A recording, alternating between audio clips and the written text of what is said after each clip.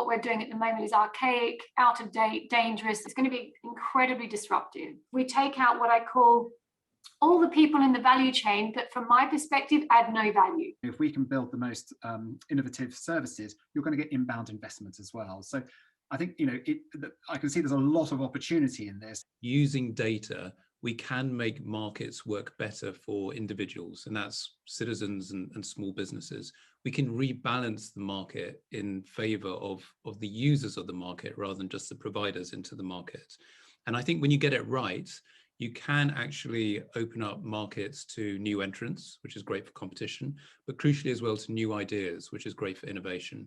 In order for us to have a more open data society, that we're going to have smaller groups that will enable access to certain types of data. The only way it's going to work is by organizations working collaboratively together. And a lot of the resistance, quite frankly, is about people's attitudes around access to data. This is where government can come in and help, is around education, around access to data. We're probably not far off needing some sort of authorized entity, regulation that creates authorized entities such as identity providers. We do know that consumers do prefer to work with authorized entities rather than unauthorized entities. Me as a consumer, I'm not going to give away my or provide any data, share any data, unless I know exactly what's going to happen with it. It sits with a trusted third party, an identity provider, who's subject to the consumer's consent, will release that data. And it's a kind of key enabling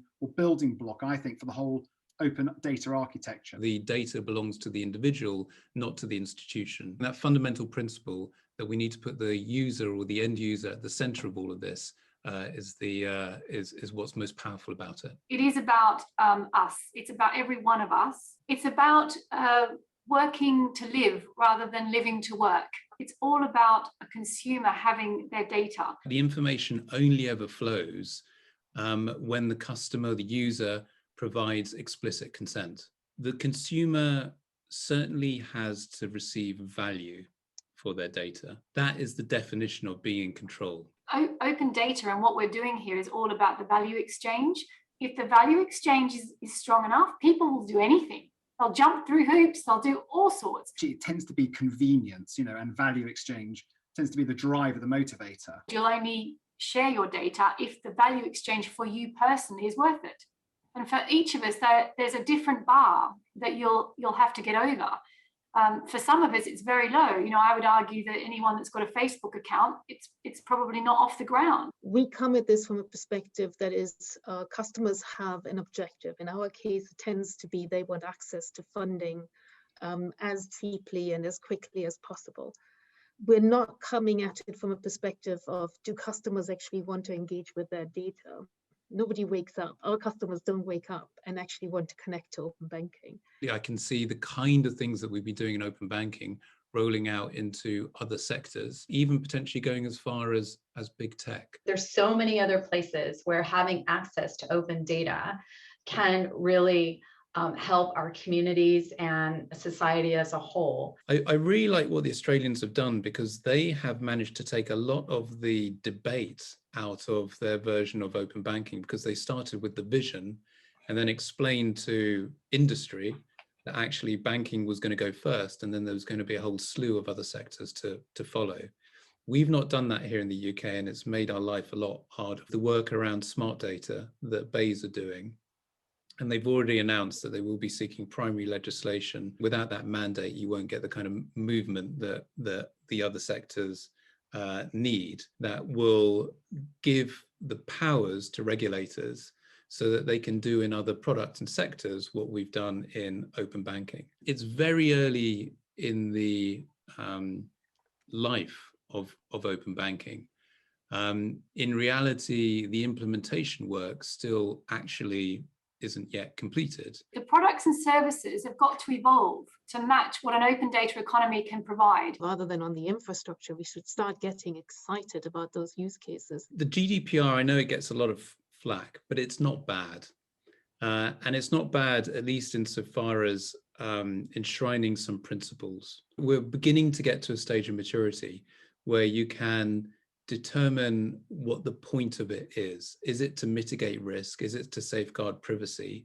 Is it to unleash the opportunity of data? Well, look, it has to be all three of those things. These big companies are not going to give this data up willingly. They're not going to part with it through, choice. There are lots of use cases that require us to really engage in depth with data to deliver those value propositions. By opening up more data sources, and it almost feels like we're moving on. And we're not done yet. I would almost like us to take a pause in terms of unlocking more data and really unlock the value from what we have. Access to data does not always just benefit the business. It can actually, in our case, there are cases where providing more data may actually lead to a detrimental outcome. That more data is not equivalent to better outcomes for everyone.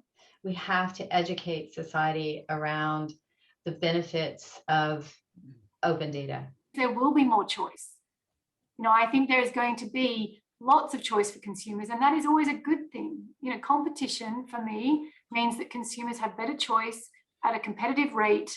Government needs to get on with it.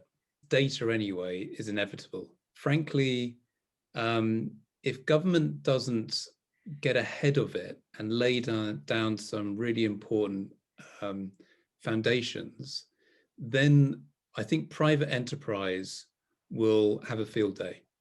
And we've already seen what big tech can do.